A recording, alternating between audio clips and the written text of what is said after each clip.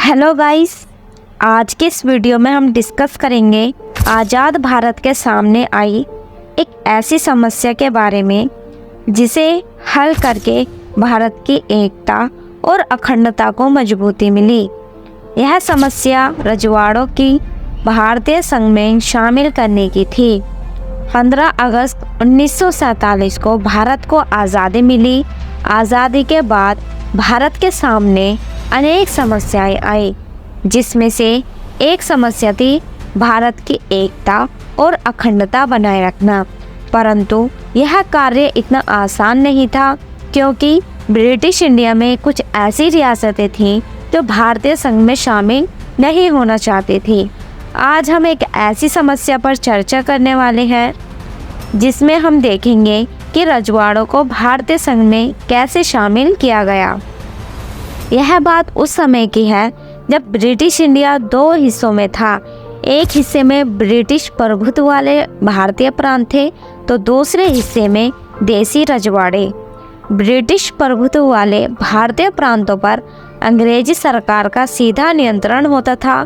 दूसरी तरफ जो छोटे बड़े आकार के कुछ और राज्य होते थे, उन पर राजाओं का शासन होता था और यह अंग्रेजी सरकार के अधीन होते थे, यानी यहाँ अंग्रेजी सरकार का इनडायरेक्ट शासन होता था।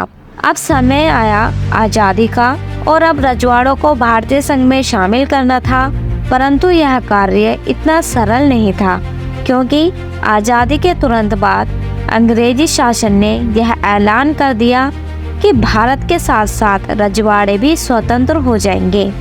इसका मतलब यह था कि रजवाड़े अपनी मर्जी से चाहें तो भारतीय संघ में शामिल हो या पाकिस्तान में, या अपना स्वतंत्र राज्य बनाए रखें। भारतीय संघ में शामिल करने में बहुत सी समस्याएं आई, जिनको सुलझाने में सरदार वल्लभ भाई पटेल ने महत्वपूर्ण भूमिका निभाई।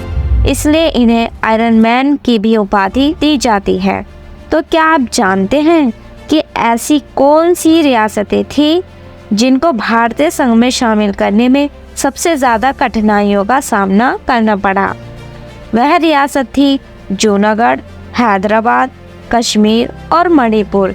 जी हाँ दोस्तों, यह ऐसी रियासतें थीं जिनको भारतीय संघ में शामिल करने में कठिनाइयों का सामना करना पड़ा।